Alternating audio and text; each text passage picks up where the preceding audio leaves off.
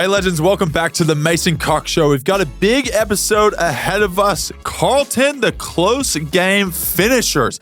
They're absolutely doing that the last two. We also have injuries galore through the IFL this weekend. And lastly, we'll do a bit of a catch-up around what exactly is happening with Collingwood at the moment. There's a lot to dish out in this episode, so stay tuned and let's get into it.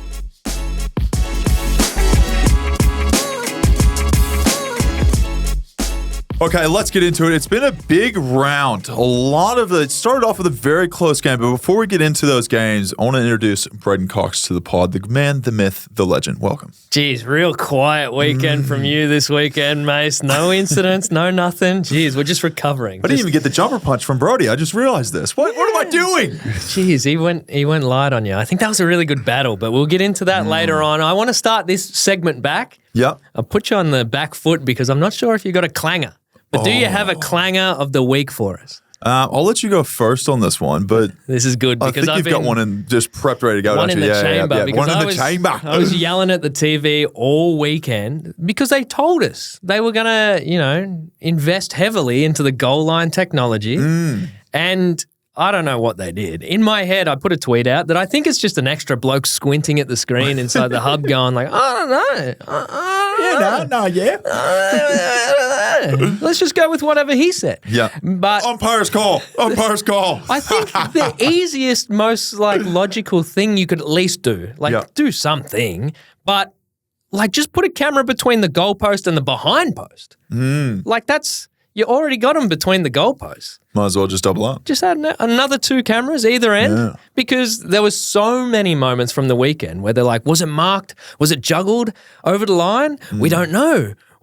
And then it's like, oh, well, let's check between the goalposts. Oh, okay, it didn't happen there, but I don't know. Let's just guess. You're complaining here, but they did add a camera this year. I don't know if you knew. Oh, God. But this thing comes down from the sky. We're going to talk about how that got in the way this weekend. Is that your clanger? Is that your clanger? Actually, yeah, clanger.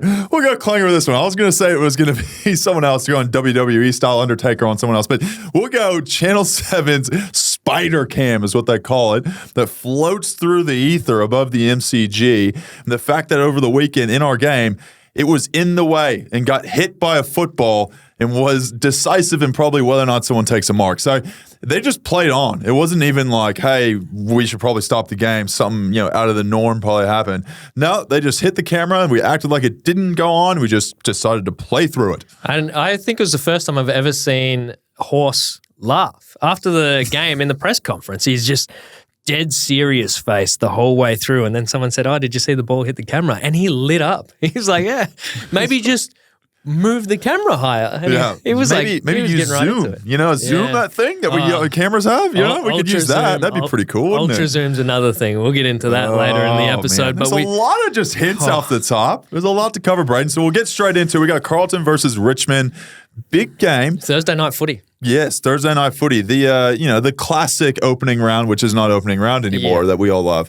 Very close game. Carlton getting the chocolates, as you say, over Richmond. We got an actual banger. It was a banger to open up. I don't think a lot of people expected it either. I think a lot of people thought Richmond was going to get rolled, but they put up a hell of a fight. I tell you what helped, because I thought, it was going to be a bit of a demolition, but Richmond had some handy ins. They got Lynch back in. Nankervis. This young guy, Dusty. Yeah, Dusty. Martin is not. It was a little rusty, yeah. Dusty. He came out. He had a couple of. Well, you probably kick 6 and just it's like, oh, he's a bit rusty. Kick 6 goals and 30 touches. But it was good, and they really. I would even say that they were looking better than Carlton at a lot of stages in this game. Carlton, did what they had to do and got the win, but I'm sure a lot of Carlton fans were, thanking the lucky stars that they got across the line. Plenty happened in this one, and we'll start with the sad point, because Josh Gibkiss did his ACL. Oof. Looked terrible too. Prayers up. And I tell you, it looked terrible because we got to see it from 100 different angles. Oof. And this is what I'm talking about with the Ultra Zoom, because no one wants to see an injury. No one wants to see it over and over and over. But they debuted their Ultra Zoom, so we get to... What the Ultra Zoom is, you get to see it in slow motion, and then it zooms in even further to see the action. And they used it a couple of times to, lackluster effect. I think it was Vlosten came in and did a double spoil, and then we zoomed in and just saw that double fist just a little bit closer.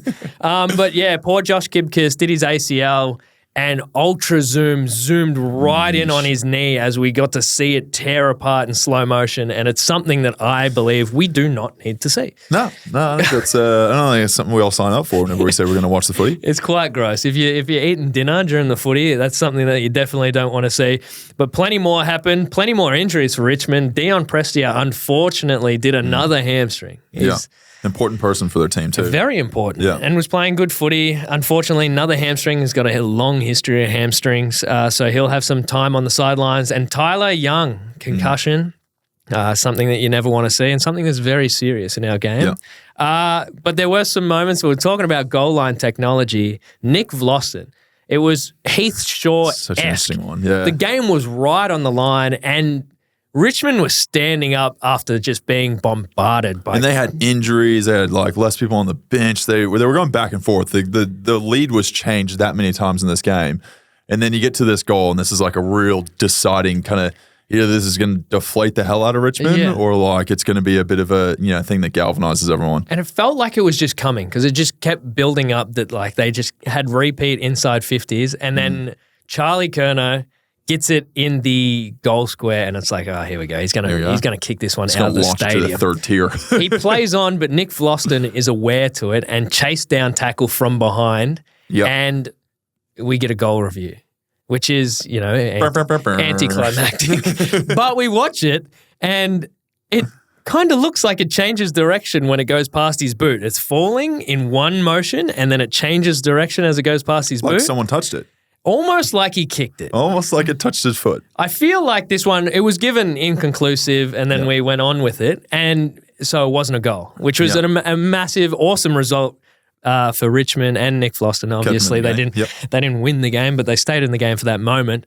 But it was a weird one for me. And I don't even know if it was like one of those ones where you're like, oh, it's inconclusive, but it was also awesome from Nick Vlosten. So let's just pretend we didn't see the ball move in the air. Because this is going to make the highlight reel. So we'll just make sure that that's not a goal. It's a real, it's goal-saving spoil, right? And I don't know, like if you watch much footy throughout the whole weekend, they seem so gun-shy, the poor goal umpires, because they were reviewing everything. If there was a gust of wind came through, if there was like some shine got in their eyes, if it went near the post, if it was in the same postcard as the post, they were reviewing everything. They at least had quick turnover. Yeah. They were going, that's a goal. Because it was that obvious when they looked at it on the review that they kept it moving. But, there was some good moments. There was one where Gorney... Again, it was marked between the goalpost and the behind post. Yep. And Gorney ran off. He's like, I didn't mark it. I was over the line. No, like, hold it. Let's check again. All the way down to the wing. And then they were watching it on the screen and he saw it and he's like, nah, I didn't mark it. Stayed on the wing and they're like, Gorney, you got to come and take your kick. Come back. Come back, 100 meters back. So he jogged the whole way. So we got some issues that we need to work out, but, who knows when that's going to happen, if it's going to happen in the offseason, because it didn't happen in the one that we just had. Also, nice shining note was Harry, 2 weeks in a row, kicked semi-accurately. Now, I'm not going to say... some people are pretending like his misses didn't exist because his stats say 3 straight. Yeah. He kicked 3, 1 out in the full, and then 1 didn't register a score. Smart. So if you're going to miss big. Smart, man. 3 straight. Hey, you might as well. People going to talk about your accuracy. 100%. 100%, bro. Kick goals. I think that's clever. It is. It's think that's very clever. He also had 7 tackles. Big fella. That's impressive for 7 a big fella. tackles. That's my season record right there. I'm like for the whole thing combined. That's pretty good. Are we going to jump straight into the Collingwood game? No, we're going to go to Essendon versus Hawthorn. We're going to move to a little bit of a rival game here. It was pretty good. Now, it was a very good game, and it's the first chance for us to see old Jack play. Yeah. Old Guinea. First time out on the MCG in the new colors, which was quite interesting, and obviously our first chance to see Essendon with all their new kind of buys or trades, you want to say, that they've had over the offseason. It started quite hot.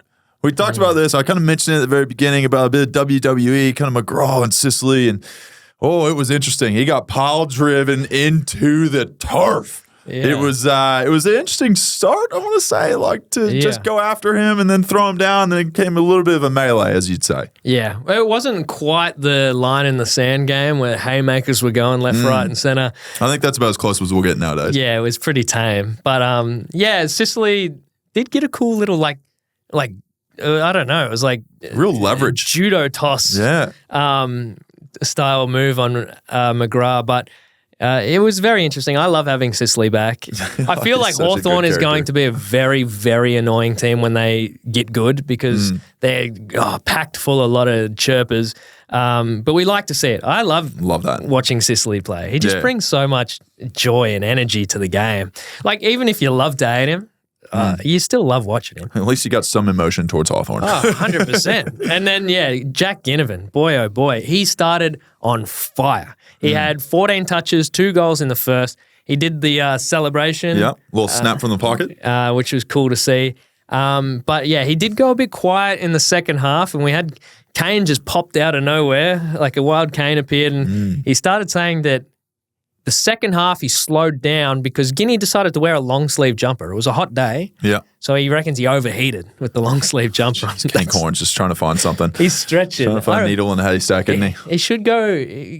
Surely there's someone more vulnerable he could go after. But why? Whenever that gets more headlines. Well, pick a first game player or something. Yeah, go after someone. I think there's a bit of love between them two. He dyed his hair and everything else, you know. I think I'll give it to Kane, right? Like he kind of throws a bit of shade, but also takes it at the same time and takes it in stride. So as long as Jack's okay, maybe they've had a little conversation, who knows, about like, I'm cool with this, or maybe Kane's just doing his own thing, doesn't give a shit. But I kind of like, a little banter back and forth, right? Yeah, a little back and forth, as long as it's harmless. Yeah. If it's a real hot day, you would never wear long sleeves. Can you imagine me in a long sleeve? You know how much material that is? Oh my gosh. It would look real weird. Do you sunscreen up if it's a hot day? Yeah, always. Slip, slop, slap. There was an amazing commentary call. I don't know if it was Matt Hill, because everyone was getting around Matt Hill being the fresh commentator on the block. But it was the Melbourne game, and Petrarca had full white face. Full zinc. Just all zinced up. And he said, it looks like Petrarca's hardest enemy today is the sun. Wow. I thought that was a cracker. Yeah, it's a cracker, whoever they're playing. Bring some colour. Some other stuff happened. Stringer, 4 goals. 4 goals. Started Your hot. boy. Started hot this season. We like to see that from Jake. Now we just like to see if he can bring that every week. You always talk about him and consistency. Yeah, talk about consistency. Perfect segue, Mace, because Mason Redmond, now he's playing against Hawthorn. I didn't see if he ripped poor Guinea's head off for the 3rd time in a row. They're not big friends, but he did get a week. Yes. For a punch that hit the chest and slid up and copped him in the face, and he gave a week, but 1 week earlier, George Hewitt. This feels like a very unique scenario that's already happened before. Didn't get a week for a punch that slid up off the shoulder. I said last week on the podcast that, no one will get done for this for the rest of the year, because you got a case in point. You take that, you say, look at this video. He got off. I get off. Dust your hands. He gets Carlton off lawyer would be laughing. They don't even, normally they get, murderers off death row. They walk in there with this evidence. They get them off, no worries. Well, they've accepted the week. And it was because between when I went on my rant and this week. They looked at the vision of you talking? The difference is off ball and on ball. See, if you want a king hit someone in the face, Mace, little tip. Brayden. You just do it at a stoppage. Okay. At a stoppage, fair game. Away from the stoppage, away from the ball, that's a week. So, I just think it's a soft rule. If you're going to bring it in, and attempt a punch that slides up and hits a person in the face. The differences in both incidents, Hewitt's looked like a clenched fist punch that hit the shoulder and then hit him in the face, like a punch to the face. Like a kneel, wasn't it? Yeah. And then this one looked like he's going to push him in the chest, and his hands glance up and he hits him in the face. It looked less of a punch, but he got a week. So I don't know. It still doesn't sit right with me. It's an interesting one. I think what will end up happening, what will end up happening is they'll ban being able to jumper punch people. They'll ban like off ball hitting someone and stuff like that. Like you can block probably someone's run or like impede them in that sense. But I don't think like going in like what we talked about using your kind of like wrist to hit someone in the chest. Yeah. I think in 2-3 years they'll be a week or something like that. And I think like 15, 20 years ago, you could turn around and essentially clock someone in the face like closed fist. No one cared. It's like, it's wild to see how much it's changed over, a couple decades to getting to the point now where I don't think there'll be a lot less contact. Let's just say they're going to mitigate that where they can to try to, I guess have less head-high contact. Yeah, and, you can't escape Ultra Zoom. If they get you with the Ultra Zoom, you're done. GWS North Melbourne blockbuster up there, 121-82. North Melbourne, it's not that reflective of, North's effort. They were there for the whole game. Unfortunately, Josh Goda, young player for North Melbourne, did his Achilles, and it looked... That's a long time out. Oh, it looked terrible too. It was one of those ones he went to push off and just crumbled, and...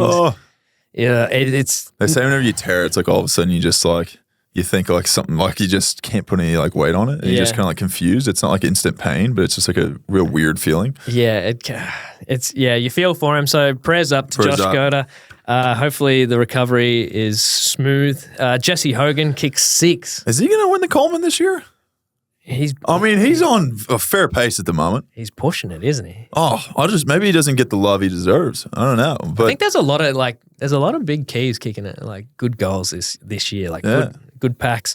We got Tom Green, 37 and a goal. He just accumulates the he's pill. A freak. He's good. And Suv, big Suv, played on Sam Taylor, still managed to kick 3 goals. If you can kick 3 on Sam Taylor, that's 10.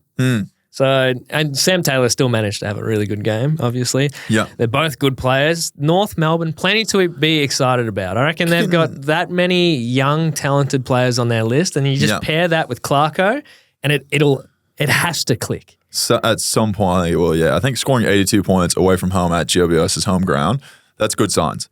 That's good signs for their offense, I think, that they can actually produce, right? You got, like you said, Larky's kicking 3. I think once they get that ball movement kind of sorted where they've kind of somewhat perfected the way they want to put that game plan in, they're going to be a threat for sure. I'm looking forward to it. I like those bottom teams coming up. We'll get to West Coast game later because they did not come up. But Geelong versus St Kilda, close game. Now, I tipped this to be a close game. I actually tipped Saints to win, and I thought they were going to do it. In Geelong. Oh, they were looking so good for so long, but it just went against them. Interesting. One, Lionel Messi. This should have been the clanger. Yeah, Lionel Messi, a.k.a. Brian Myers. Lionel. He was a boot thrower. Did you see it? Who throws a shoe? But it was very interesting. Who was the Saints ruck? Rowan Marshall. Rowan Marshall, his boot fell off at the stoppage beforehand. These things happen, yeah. And he came running over like a kid to a teacher, holding his boot up, going, letting everyone know. Miss, can I put my boot back on? And he said, No, you can't. Just go to the ruck contest because we're going to ball it in. Stop wasting time. So Rowan Marshall throws the boot on the ground. Yeah. And this is where it gets common sensey, which is a weird thing that we don't... you see in the AFL very No, often. it blew my mind watching the whole incident because Brian Myers sees that the boot is in the stoppage area, picks it up and just throws it as far as he can. Hits it. Normally, we see this as a free kick. It's like misconduct. It's like throwing your goggles. Yeah. But there was he fined? No. No. I can't imagine because it wasn't a free kick in the end. So he throws the boot away and the umpire says, look, now you know what?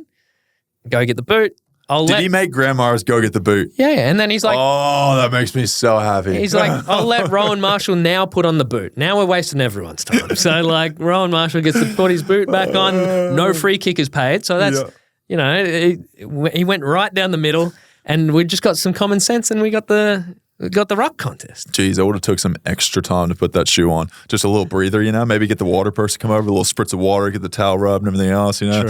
Really drag it out. I mean, you might as well in that certain circumstance, but yeah, I mean, I could see both sides of it. If there's a shoe in the contest and I slip on, I wouldn't be too stoked, especially a big shoe by a big ruckman, right? Those things are massive. So big hoofs, big shoes.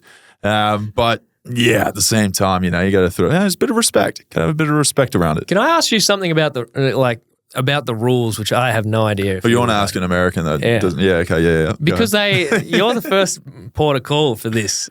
So, when they come over to you and say, hey, Mason. Yeah. 666, mate. We're doing the 666. You got a warning. Oh, the warning thing. That's real awkward because the ruckmen are like, I don't care. Yeah. What would happen if you had 18 players or whatever down in defense and they said, hey, mate, 666. Yeah. How long do you have to get in position after that? I think you have unlimited time, to be honest. Can you just, shit, I went down the wrong end. I'm a forward. I'm down the... let me get there, and then you slowly walk from one end to the other, and you take about 2 minutes. I think because umpires don't really want to do the center bounce right, I reckon they'd be quick to pull the trigger for the 666 call. Yeah. They'd be like, oh, 666, ball up. You got to ball it up. Don't want to bounce. My back's a bit sore. Going to ball up. Everyone cool with that? Yep, all right, cool. It was just one thing that I thought, because normally when they call the 666, it's already instantly fixed, and then they just ball the ball up. I was wondering how much time you could waste with that, but I don't know. I'm giving that to one team out there that wants to try pull the trigger on that one, because I was thinking if the umpire just goes like, you know what, you're taking the piss, here, have a free kick. But anyway. I'm sure there's some kind of rule they've made. Who knows? Just have yet to exploit it. I digress. One thing that also annoyed me, and I put this in the rundown, I'm appealing to someone from the AFL. When you have two games on a Saturday night and they both run slightly out of sync, and you're sitting on the couch, you're having a couple of cold ones, a couple of brewskis, watching the game, got a bag of Doritos, and you just set in. You got the groove working. And then quarter time break and the halftime break perfectly sync up, so there's no footy. Yeah. Why? Why just stagger the starts of the games when you're going to sync up the breaks so there's nothing going on? So you can get a refillment of your refreshment. I should have just. So you can head to the bathroom, have your little toilet break, go back to the fridge, crack open another 6-pack, Brayden. You sit down and you go, gosh, how good is commercials? Well, if you're organized, you can set up your fridge in eye shot of the TV like I do, so you never have to break eye gaze with the television. You know what I reckon you would do? You would get the dog that would actually be able to figure itself out to get a beer from the fridge for you. He's not that smart. Giving him a lot of credit. We'll go through a couple of things that happened in this game. A couple of young players that we always like to shine a little light on. Debutant. Darcy Wilson, debutant, kicked 2 goals. And I always loved that because they cut to the family in the crowd. That's always a good You would have had this feeling, a lot. They always cut to Filthy Phil sitting up there with the brothers. The biggest celebrity. And they cut to the fam up there and they're all celebrating and they get their time on the camera. But he kicked an important goal right at the end that almost won them the game. That would have been a fairy tale. But Oliver Dempsey, another one. Blonde surfer hair. He'd be down at the beach down there. Very much. Would love Geelong. Oliver Dempsey kicked 3 goals, which is great. He also had another couple of opportunities. Like he just popped up all the time, but he also had 9 score involvements, which is big. Equal most for Geelong, equal with Paddy Dangerfield. I don't know if you know him. Little ragamuffin down there at Gold Coast. At Geelong. He gets a couple of kicks every now and then. And speaking of, he got a free kick that was an odd one. Question mark for you. We know the ones that it's... The Paddy Dangerfield free kick. They bring in the no sliding below the knees because it's dangerous, so you get the free kick. But this one, it was Stocker was coming in and he had eyes for the ball, slid in and won the ball. And he was the only one that was ever going to win the ball. Yep. Danger rocked up a day late and just kneed him right in the spine. Yeah. And he got the free kick for below the knees. Danger did. Yeah. Yeah. So it was one of those ones like they literally like Stocker was in a bad way. They came out. He was down for a long time. They got him off the ground and then it cuts back and Danger's got the ball waiting to have a shot at goal. And if it was anywhere but Geelong, the crowd would have been in uproar. Losing their mind. But all the Geelong fans clapping him. Can't Danger. And why wouldn't you? Because he goes back later in the game. Danger takes this courageous mark. Kicks a goal from outside 50 as only Danger could and just gets around them. All the boys come and, he wins the game as he does. As he does. He's a hell of a player. Geez, they just don't lose down there, even when you think you got him. And one bloke that goes all right, Jez Cameron. That goal he kicked. So he intercepts the ball. Yeah. Gets it. Handballs it. He goes, boys, I'm just going to do it myself. He snakes the 1-2 back because the 1-2 wasn't for him. It was. He knew it was coming back to him. But he just comes through, picks the pocket, and I was going to say it's Buddy-esque left foot from the pocket, but it's just Jez. It's just Jez. Jez is his own man, and he just kicks his own goals, and he jumps up on the fence. Yeah. Which is risky. Would you, to celebrate, you kick a goal in the pocket, miracles happen, and you run, and you jump up onto the fence, boots on the fence, and double fist pump, celebrate. What's the likelihood you don't do an injury? What's the likelihood of me kicking that pocket goal? Probably 1 in a million. Just whatever happens. Oh, man, I don't think that's what's going to happen with me. Because you got to think with boots, right? The bottoms are plastic, so you're sliding all over that thing. It's not it's not rubber. It's got no grip to it, really. You just got the cleats, So Danger. Hey, man, he's not only a freak athlete, he might be a freak gymnast. We don't even know. Yeah, I don't know. It was wild because the camera was right there, just looking right up at him. Yeah. So was it the spider cam? Just about hitting him in the head coming down. Hitting him in the scone. Get over to your boys because they're toot. For 1 second there, they were on top of the ladder, but then they just let Adelaide storm back into the game. Now it's one of those ones where Dimmer's got to be going. Love these boys. Yeah. Look at this. This is easy. Come up here, got this clutch team. They're just kicking goals, winning games, but he just keeps getting out to a dominant lead. Yeah. And then they just hold on. Bang, turn the key off. The ignition's done. Back rest. They drop back, have a snooze, and they let the other team just storm back into the game. And Adelaide, I think they kicked. They had like 3, 4, 5 goals for the entire game. They kicked 5 goals in the last quarter. And they finished 60-54. Oh, it was. goodness. I mean, we have to talk about the situation that was the weather. This game was played in a pond. Yeah, like it was not. It was. I think it was tough for camera to even get visual of the players because it was pissing down that hard. Yeah, but like in typical Gold Coast fashion, it was there, then it wasn't. Then it was there, then it wasn't. It was very torrential rain. But they got out to a good early lead. Ben King, you can't blame him. Piss and rain. Fan of him. Big fan of the King. He had the night off, so he was there, but he wasn't. It was a good win from the Gold Coast, but he kept cutting the dimmer in the box and he was shitting bricks because it just kept getting closer and closer. And then there was one thing where they rushed the point to make it the 6 even. Yeah. That's when you get nervous. Yeah. You're just sitting there, all those signs that are red or stop or finish the game or end it, all those start going up on the sideline. Everyone starts freaking out. Yeah. And there was one incident. There was an incident in most games this weekend, but Malcolm Rosas Jr. Jeez, he had a Zinedine Zidane-like just headbutt. Got the mouth guard came out. Yeah. Like it was, I don't know. Was it his mouth guard or was it the other guy's mouth guard? I couldn't tell in the vision. It was a bit of someone's. It was someone's mouth guard, but he got a one-match ban for headbutting the hell out of the other player in Adelaide. And it was wild. It reminded me of that World Cup game where Zinedine Zidane just got a red card, got pulled off, and France lost because of it. It just was interesting. But I think sometimes whenever you get in those little scuffles, you got both hands on the jumper, right? You go, okay, well, how can I go any further? The only other option I have is to stick my forehead into him. Yeah. So I don't know. Some people, you get in that little. Give him a kiss, you reckon? A little kiss. Who was that? Luke Hodge, was it? That was Hodge on Buddy. Little Hodgie. That was good. Gosh, that's good by me with that. That was. I think he'll get a one match ban, which is pretty understandable for headbutting the shit out of someone. A headbutt is like one match for a headbutt's pretty good change. Like they're worried about concussions. I mean, I think can you imagine that concussing your own self or concussing your own self from headbutting someone? Well, you couldn't come back with a lawsuit, surely. Yeah. But that was good. So Dimmer's Suns, they were up there. They flipped with GWS. So GWS Gold Coast. 1 and 2. Well, they were 1 and 2. I don't know what happened by the end of the round. We don't have the ladder. We're not into that kind of stuff around here. And the ladder's stuffed up anyway because of round 0, but let's not get back into that. Melbourne Western Bulldogs, and boy, oh boy, was it the Western Bulldogs of old. God, you got to be frustrated if you're a Western Bulldogs fan because started well. Yeah. It was Norton, bang, took a mark on Stephen May who looked lost, bewildered. Yeah. Went back.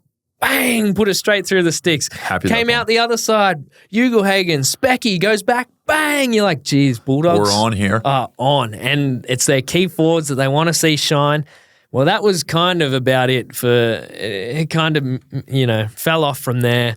Let me riddle off some names here because you can't be letting these players get these numbers and expect to win. That's so true. Gawn, 26 touches, 35 hitouts. Yeah, decent day. May, 25 touches, 13 marks. So he went... As a key back, 13 marks, 25 touches. He got done once, that first 2 minutes of the game, and then just locked down. He went, no more. He goes, back, kick it to me. And that was about it for Nordo for the rest of it. I think he had 1 goal, had 6 touches for the game. Wow. Yeah. Jack Billings playing for his new club, 23 touches, a goal, and 15 marks playing out on the wing. So he was just out there by himself. Taking the absolute piss. Just taking the piss out there.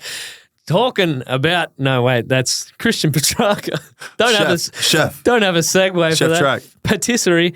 Petrarca, 29 and a goal, and then Clary, just to finish it off with a little bit of icing.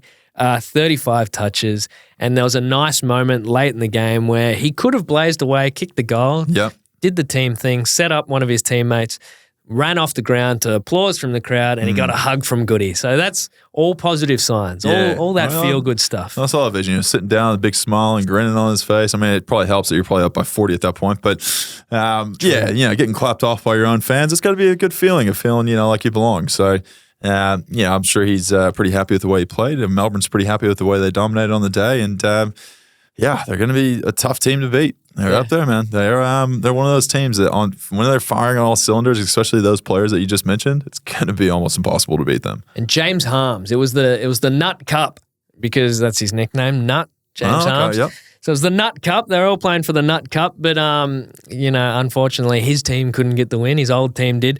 Stephen May. He just had a gripe with him. There was one moment where Harmsy got it and Stephen May just shit mixed him and then let him know about it, and he's roughing him up and giving it to him. And then later on, Stephen May wasn't even involved in it, but Harms got done holding the ball or whatever. Stephen May ran over, started shaking him, and we got another headbutt.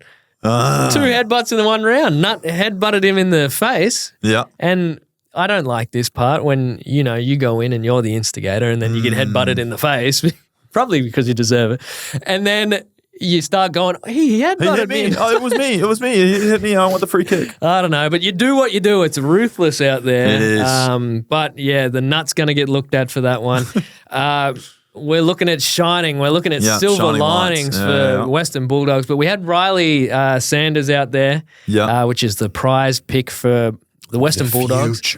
And he looked good up until Bevo dragged him off. So that's unfortunate. I would have loved to see him play the full game, but Bevo has his, he has his ways with things. We saw Hugo Hagen held right back until he got a chance to get out there. Yeah. But at least Riley Sanders out there early, but got subbed out of the game. And they still haven't got McRae out there. It's an interesting one. Said he's not quite right yet. And they haven't said he's not injured or anything. They've said that. So he's just plying his trade in the twos, trying to get a spot back in the team. Maybe he might get one after this loss. But your boy. My boy. Your boy is boy's back. You wonder why Melbourne's winning by 45, 50 points. My boy Pickett's back. He's out there playing. He's off the suspension. He says, boys, let's do this thing. Let's go out there. Let's dominate the shit out of this. He had a snap, I want to say, from the corner. Kicked a rip. Oh, mate. And I was like, this boy's well and truly a star. I just like those clinical players that just get the ball, have half a second, and just know where the goal is. You just you see him with the ball and you're on the edge of your seat going, I have no idea exactly how he's going to do it, but I know he's going to be able to kick a goal here. What do you reckon of the Bont? Is he okay? He's pretty good? Yeah, he's a pretty good player. I would almost say he's Brownlow favorite outside of my old boy that plays at our team. Oh, Brownlow he just is silky, man. And he's a big body too, so he's got just kind of different dimensions he can bring to the team. And there's one he just picked up, just turn, goal, just casual. It almost just looks too easy for him at times. Yeah. He's a freak athlete. He's got I want him to win a Brownlow. I don't know if he's Brownlow favorite. He's got the Brownlow body. I don't know if that's a thing. Yeah. But he's got the power in his legs. You got the Dangerfield. You got the Neal. You got the Mitchell. You got those that have a strong lower body. Oh, yeah. See, I think he's in the Pendlebury. He's got the smooth silk slow motion. I wouldn't say Pendle's is busting through packs. I would say he's more going around him. But I think he's got that physical build just to get bulk touches and bulk clearances out of the middle. Yeah. He'll get there. He'll get one. Let's move on to Port West Coast. We're going to, as we did with the preview, we're going to do the review pretty quickly because 120-70, and you're like, oh, that's a decent margin. Bit surprising that it's a bit close. It's because Port kicked 16 goals, 24 behinds. 24 behinds. Oh, that's shit footy. That is a lot. To be honest. That could have been a 200-point game, I feel like. If I'm sitting down to watch any game, you just want to see goals. And if you're sitting there, I listed it down. Finlayson, Marshall, Bergman, and Boak combined for 0 goals, 12. Oh. Just kick a goal, especially the forwards in there. Finlayson and Marshall, kick a goal. Just kick goals. That's rough. You talk about players that are on their team that are just clutch. We got Rosie, 27-2. Yeah. We got Butters, 27-1. Yeah. We got Horny Frank, 20-2. We got Soldo going over there. Big fan of him. 14. Big fan. 14-2. 28 hitouts, too. 28 hitouts. So he's had a good game. Yeah. But it was all about Harley Reid. Reid Watts, what do we got? He had 16 touches. Yeah, that's best mark, I'd say. He's into it. First game. He's an First game. 18-year-old dude. What am I supposed to say? He's going to get 40 in his first game. The pressure on him. Jeepers. I think get him entrenched in the actual game plan and know that he's your future and just allow him to have a chance to play his way. The problem is they compared him to Juddy, and I think Juddy started with 25 and 3 goals or something on debut. So, you got a lot to live up to if you're going to be compared to one of the best players of all time in your first game. We got Freo Brisbane. Now, Upset alert. Upset alert. This was brilliant. Now, I'm not saying it's brilliant because it happened to Brisbane. Yeah. I'm saying it's brilliant because coming into it, me included, didn't know where any of Freo's growth was going to come from. I didn't know what they did with their list over the offseason that was going to really change their direction. Yeah. In the lead-up, our boy Longy got a contract extension, 1 year. Even that, people were saying, 1 year, it's a token contract extension. Yeah, okay. But it's a contract extension. They're trying to take the pressure him. off going in. Well, boy, oh boy, did they deliver. It looked shaky early. Yeah. Because I think Brisbane kicked the first 4 of the game. Yeah. And then Freo just went bang, bang, bang, bang, bang, bang, bang, bang, and just piled them on. So it was a crazy game. And Freo actually do have attacking options. They're not this they focus on their defense. They were getting that right. They chucked Nat Fyfe back in the high diddle-diddle. Yes, sir. And they got Jaya Miss up front, kicking 4 goals. They got Dick Tracy. He kicked 3. Fellas team. Jeepers. They were on fire. So it's good to see. And it was the first game they've hosted round 1 since 2019 over there in Freo. So, love that. So plenty was happening over there. There was a few unfortunate things. So Freo were looking well on top. Yeah. And then just injuries galore towards the end of the game, which is what you do not want to see. One, Brayden Cox playing up forward. He was playing on Harris Andrews. If you don't mind, just go up front and just sit on Harris Andrews, would you? Well, he ripped his hamstring. It just looked shocking. He's had some tendon issues, I believe, in the past. So prayers up to him. the Cox gang. Gang. The fellas fraternity, we got to stick together, all the Cox boys. We got Kyle Warner. He got knocked out in a marking contest against Link McCarthy. Oof. Which is, it didn't look good. And he came on, Stretcher took him off. So prayers up to Carl Warner. Oscar McDonald. Now, this is the third of 3. They say bad things happen in threes. A lot of Oscars. But it looks like he's blown his knee out too. So, jeepers. Knees are getting a bit of a, jeez. It's a horrific weekend for injuries. And just real bad ones. We always like to end on the little silver lining. Caleb Sarong, 46 touches. Good number. 46 touches. How many games would it take you to get 46 touches? 46 touches for me, about 3 seasons. Pretty good effort. Is that it? Yeah. And then, Hipwood, Joey D, 3 goals each. So it's not all doom and gloom for Brisbane. They still got the stars out there. No Lockie Neal. So, that makes a bit of a difference. But they had Freddie. Just love Freddie. Kicked the sealer on the run from 50 on the boundary. Freddie is the Rochelle of Adelaide. Freddie is of Freo. Freddie. He's just an exciting player. He's just exciting. He's just exciting. And his backflip, he should just do that every goal. Yeah. If he can do a backflip, man, why not? Exciting. That's insane. Let's jump into the Collingwood game because we got to look at it at some time. Because whatever people were saying about the first game, someone had to win it. Yep. This was not as good. I was sitting there watching it on the couch going, when are we going to do something? I say we as, the royal we. As if you're on the field. As if I'm out there. Collingwood 69, Sydney 102. Pretty flattering scoreline because Sydney was just on fire from start to finish.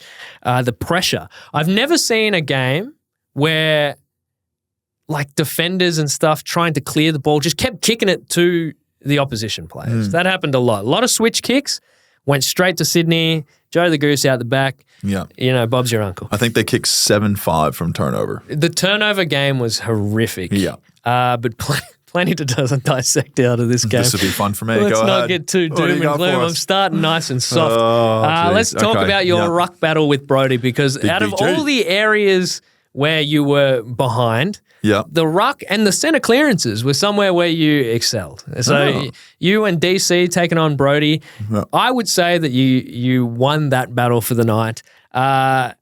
And yeah, the clearances happened. It just, I don't know where the ball went after the clearance because it didn't go in your goals. They came back to your goals. But how was the matchup? How was seeing Brodie again for the first time up there in the red and white? It was good. I actually hung out with him in Sydney after the GWS game. So it was kind of interesting to chat to him. And it's always weird playing against your like good friends, right? Like especially as ruck because you there's so much, wrestling and hitting each other and everything else where you would never do that in like a normal day-to-day thing. And it's such a one-on-one battle. So, no, it's good to catch up with him. Like, he's playing up there in Sydney. I think it's going to be incredible. We talked about it before, an incredible opportunity for him.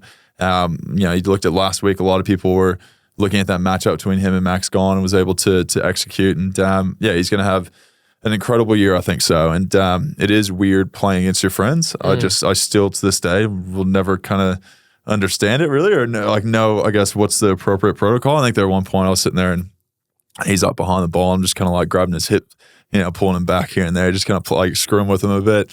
But Brodie's a very serious man, right? Like you cross that line and every player is, myself included.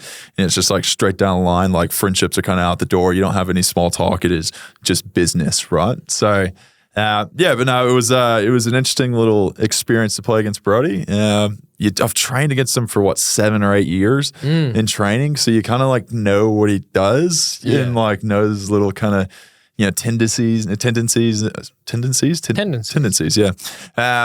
and stuff around aerial contests and ruck work and him coming across the center circle was a question mark. He was going to do the same thing they did against Gawn and how to kind of combat that. And it was fun. I enjoyed it. I always love playing against him. He's a good fella and just, I don't know, it's a cool story to tell to your kids, right? Yeah. Well, yeah. If I ever have any.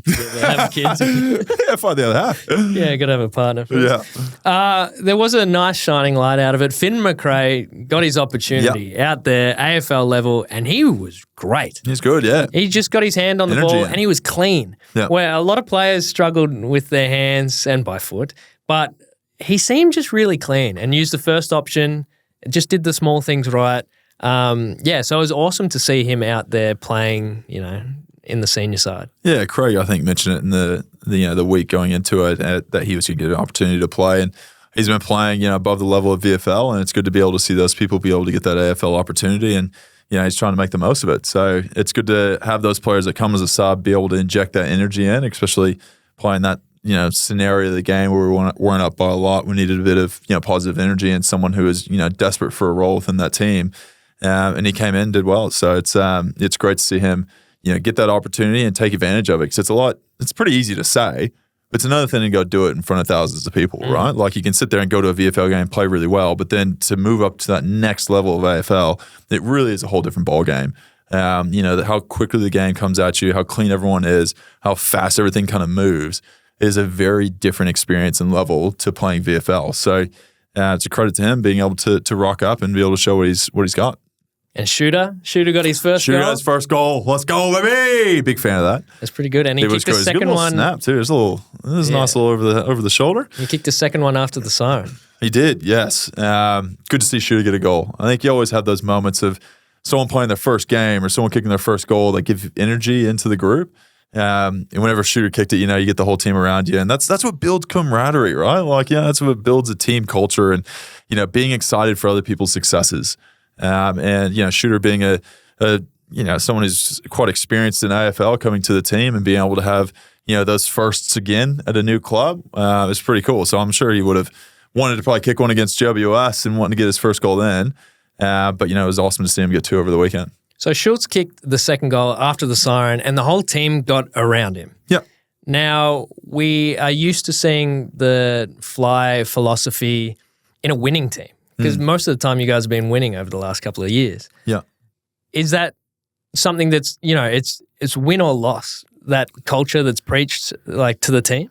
Yeah, it doesn't matter. We talk about going into, training after a win or a loss and having the same kind of perspective and attitude and everything else going into your, getting better every day, mentality with it. So I think even though we lost the game and that was kind of decided and he kicked the goal, we leave the ground as one, and we kind of come onto the ground as one. We leave the ground as one, and unfortunately, it wasn't the result we wanted. But it doesn't mean we can't celebrate people being successful at what they're doing, right?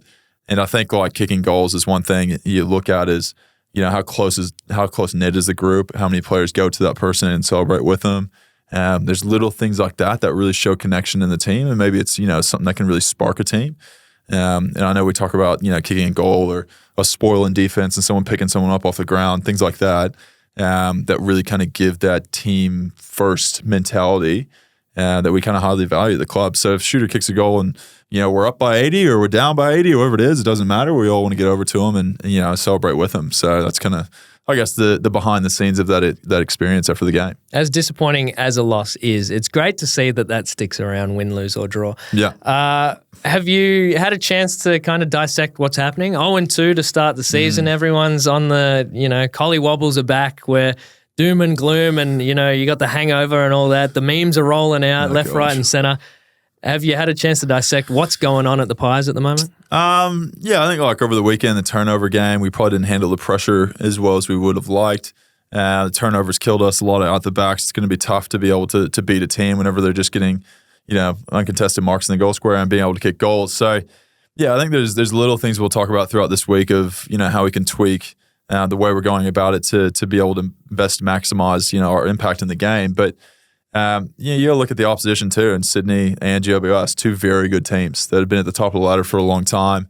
And credit goes to them. The way they played over the weekend was really, really well put out. And the last 2 weeks we've had tough opposition we've come up against. We've fallen short, unfortunately. But I think a bit of the credit goes to the opposition, and a bit of us needing to get better in certain areas at the same time. Yeah, because you've got too many good ball users to be using it the way that you are. So you've got to credit your opposition for the pressure they're putting on. Sydney's frontal pressure on the weekend was next insane. Level. Yeah. It was insane to watch. Now, I don't know if this had something to do with it, but Chad Warner was out there, 27 touches, 3 goals, but he had the Nike TNs on. The boots that were the Nike TNs, which is... Yeah. I think Petrarca had them too. Yeah, so I don't know. These things are the Esche like shoes, eh? I don't know. I don't know if it adds like a little more speed. I reckon they should pair it with a bum bag, and you get to run around there with the bum bag on. Should we go to the speed dealers too? Yeah, with the speed dealers. I know a guy. Yeah. I know a guy. Isaac Heaney. Freaking hell. He's had he was taking marks everywhere. Now, this is who I'm talking about. He's got to be Brownlow favourite at the moment. If he keeps playing the way that he's playing, he had an awesome game last week.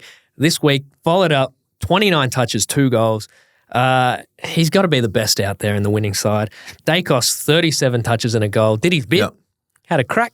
Yep, had a crack, as always. It's good to see now. Yeah, hopefully you got a big game coming up against St Kilda, which we will get into the preview, but it's going to be an interesting one. St Kilda, they're tough as well. You don't have any easy games because then you have Brisbane the week after, and they're coming off the bye for whatever reason. That doesn't seem to line up.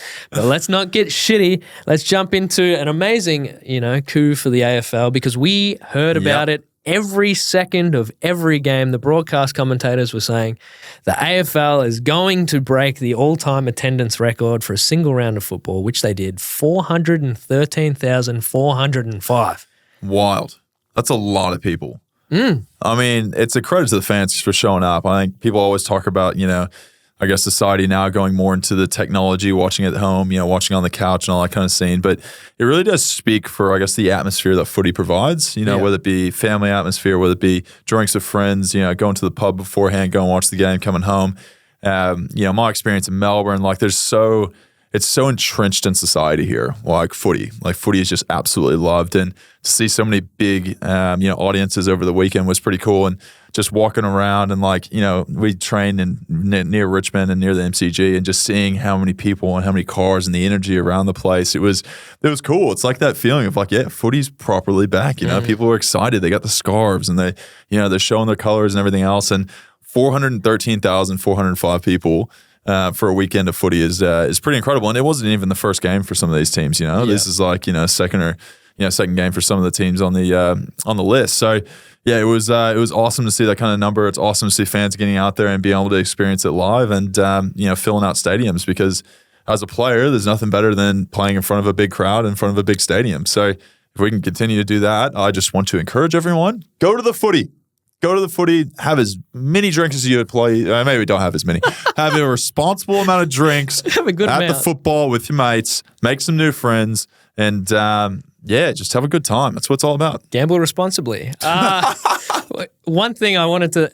The AFL really wanted to let everyone know. I don't know if they're insecure about NRL going to Vegas, but I like that it's still warm. It's still warm and the footy's on. Did you cramp over the weekend? Because I reckon I saw every single player on every single team cramp over the weekend. No, I don't clock up too many Ks. I was watching the... you get real sweaty though. Yeah. I get real, even last week, and this week too, the ball gets a bit slippery. You get to that point where humidity kicks in at night, and it is quite hot for this time of year. I feel like, but it is enjoyable. I mean, like Jake Lever cramped up, and he did that thing like you do the waddle on your heels. That's when you're really not a good cool. feeling. Yeah. Oh, and I saw the Carlton Richmond game. They brought up the Telstra tracker to track how many Ks you've been running. Yeah. It was 2 minutes into the game, and they had Cripps on 22 Ks.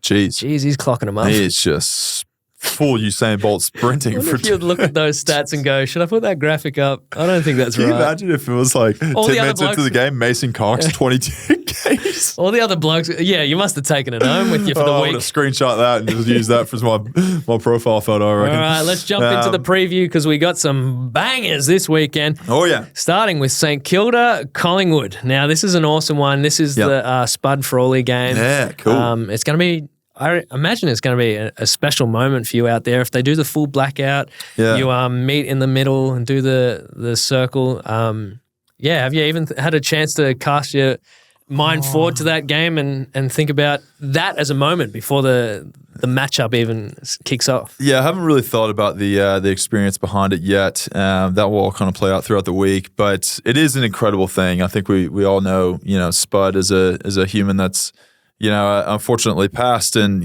what we now kind of attribute to him, and I guess mental health and things like that. And it's pretty amazing what St Kilda do on the day to be able to kind of give that a bit of a showcase. And it's going to be a cool experience. You talk about that circle with people, and hopefully we do it. And I kind of think about my football career and the big moments and the cool experiences you get to do. And this is something I haven't done before. Yeah. So if this kind of plans out that way, it'd be a unique perspective to be able to have that as something that I've been able to live and do. But yeah, it's an incredible initiative they do with it.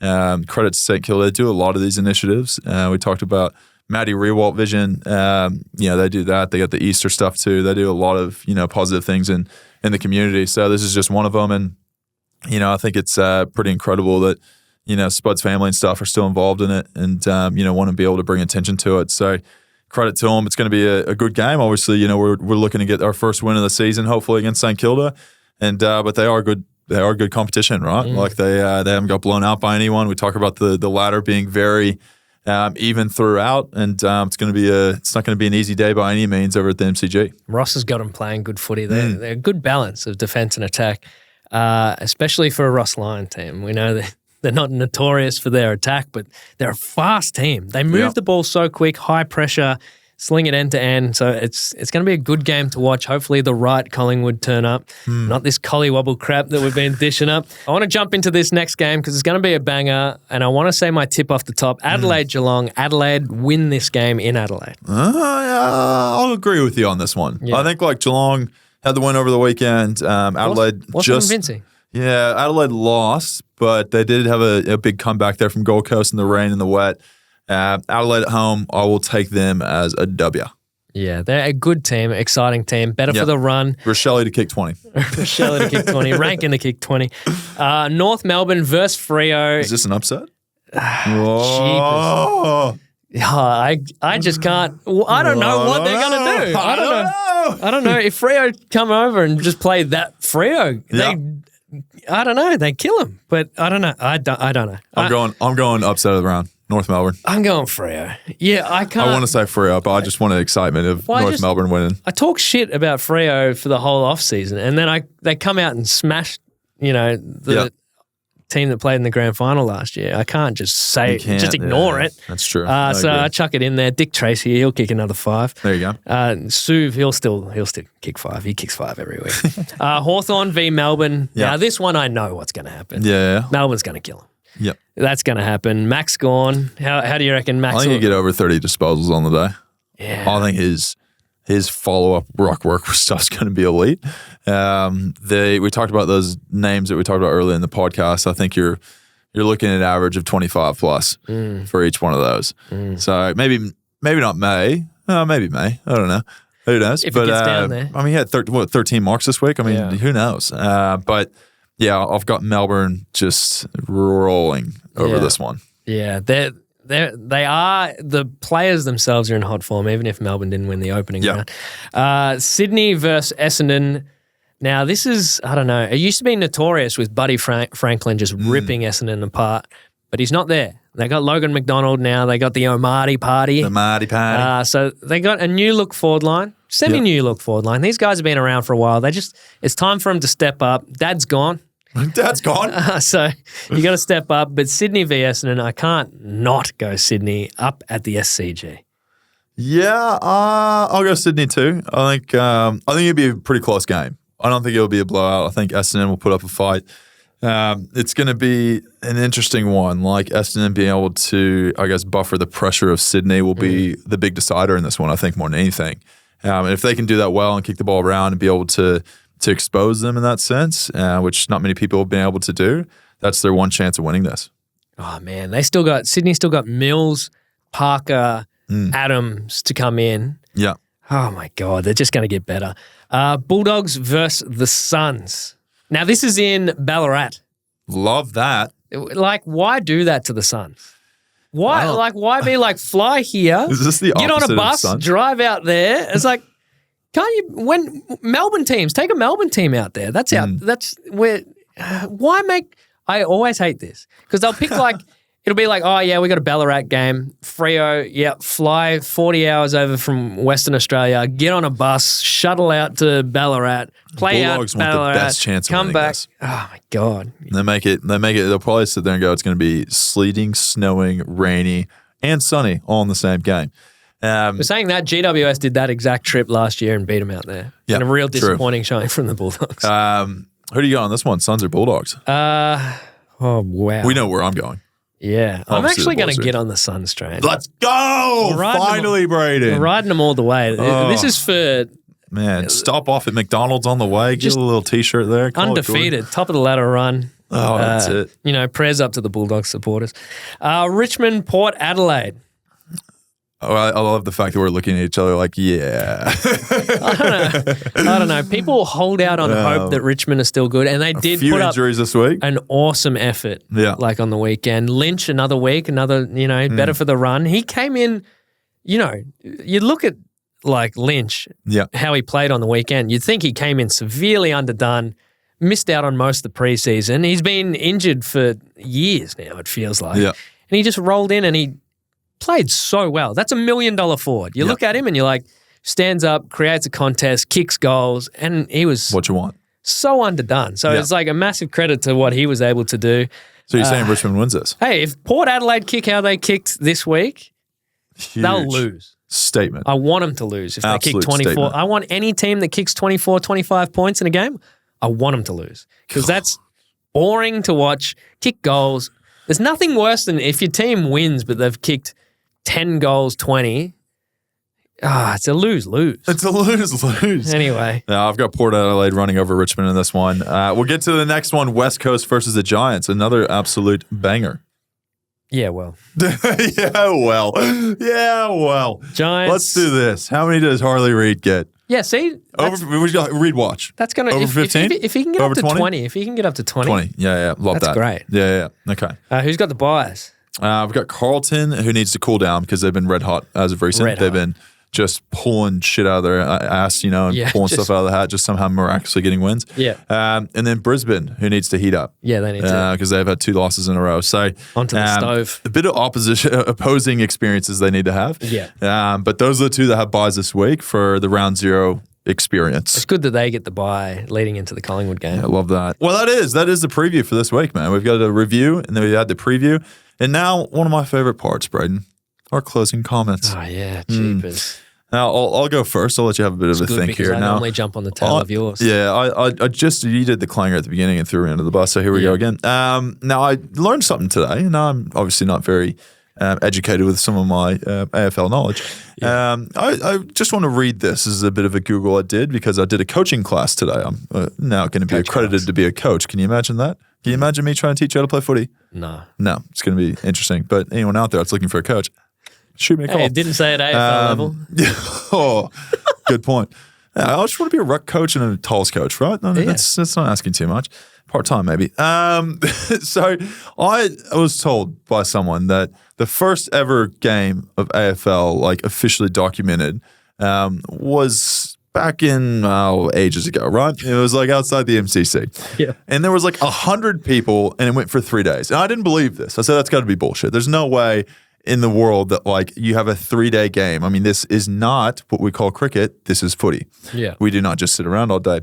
And I decided to look it up, and I'm just going to read this verbatim. The first ever recorded game of Australian football was begun on the tree-dotted parklands outside the Melbourne Cricket Ground by teams from Scotch College and Melbourne Grammar School, posh, on 7th of August, 1858. So a while ago. That is a long time, first of all. Let's just acknowledge that. 1858. I'm not doing the math. After 3 playing days, the game ended in a draw with each team kicking 1 goal. Each team selected its own umpire also. Yeah. Can you imagine just being like, I want to select my own umpire to throw this thing? I'd be like, and then you're so shit at it, you only kick 1 goal and it lasted 3 days. Yeah. What were you doing for the rest of it? Were you having a tea party in the middle of the ground? No. How far were the goals? That 3 days it took from one side to the other to get there. Well, they didn't know what they were doing. It's an organized game. I mean, from what I've been told, Scotch College and Melbourne Grammar, pretty educated people. They should be able to sort that shit out. You know what blows 3 my days. mind is way back then, they still would have been cowboys. Yeah, probably, yeah. Like cowboys. Do you reckon they just shoot each other? Like cowboys. It blows my mind that like, you know, not that long ago, like footy was happening. Like AFL, well, not AFL, but football in some extent was happening. Cowboys were shooting people out in the Wild West. That's wild, isn't it? I think it's one of the oldest sports in the world. Yeah. Yeah. And still, no one knows about it outside of this country. Because we protect it with our lives. So wild. At least NRL's figuring it out. What is your closing comments, Brayden? Yeah. I never really think of one. Yeah. So this one, I literally talked about Grilled last week. Yeah. But I have a beef with them. Down. Oh. Because when I go there, right? No, I don't, because they said they might like to sponsor us at some stage, which would be great. But this is just feedback. A tip. It's just feedback. Yeah. When I go in there, I'm on the non-alcoholic beers. Yeah. So I get the burger, I get the chips, and I get a non-alcoholic beer, but they won't let me take it off the premises. What's that? Because it's 0.5% alcohol in it. Point what? So the same as like Listerine. Yeah. So I said like the orange juice would have just as much fermentation and alcohol in it. Yeah. And they just look at me just like fucking, just shut up. Just move on. Shut up. Just carry on. You can't take it. You come here every week. Yeah. Shut up and move on. Yeah. So I drink it. I scull it in store, which makes it really pointless. Yeah. Okay. So sad. It's probably sad. I'm just smashing this. If someone saw me, I'm like guzzling this 0 alcohol beer in Grilled. Just a real. They'll see me, they'll be like, fuck, he's fallen off. He's really in the dark. Yeah. All right, well, that is it, everyone. Thank you so much for listening. Hopefully you've enjoyed the episode that was. Did you have a good birthday? I did have a good birthday. I didn't want to bring that up, but it was good. I got to celebrate over the weekend. It was the day before day before the Sydney game. So unfortunately, couldn't do much. Just had my typical like pre-game meal and stuff. And, you got out and about? On the weekend, I did. You went to OPSM. Yeah, I did actually. They gave me a little birthday cake. That was very kind of them. Cake? Also, very awkward though. I'm going to end it on this because I had the cake that was delivered to me, but I don't know if you've ever had this experience or anyone out there. You have the sparkler on the cake, right? Yeah. They put it in front of you, and the sparkler's at the very tip, and it's burning out, right? But you can't really blow out a sparkler, and you have to wait for it to finish. So you just kind of sit there for about 45 seconds with no real context of what to do, and everyone's staring at you and filming you. And then they're kind of saying like, happy birthday, and the song ends and it's still sparkling away. And you're like, what do I blow out? What do I do? You just kind of take the sparkler off and just put it on the side and just dig into the cake. I mean, it was a very awkward scenario where I didn't know exactly how to execute the proper etiquette for blowing out a sparkler. There was actually a hilarious event where Peter McKenna, a very well-known, famous Collingwood player, former player, BT brought him out a cake, had a sparkler in it. He tried to blow out the sparkler. Oh, no. Couldn't blow out the sparkler. Oh, no. Oh, no. So then he grabbed the sparkler and it burned his hand. So he dropped it and it went onto the tablecloth and started smoking and catching on fire. BT's like stomping this thing out and Peter McKenna's just like smiling and like, yeah, happy birthday. Do you reckon he meant it? Oh, I don't know. I reckon once you start getting a bit older, you can just start fucking with people. You just don't care anymore, do you? Oh, that's absolute gold. Well, everyone, we're going to end on that. Thanks so much for listening. Check us out on the social media and everything else. We'll be back next week with another review of the round and also a preview of what's to come for the weekend. But that is it from us here at the Mason Cox Show. Have an incredible day and an incredible week ahead. And hopefully the footy is entertaining over the weekend. Peace. See ya.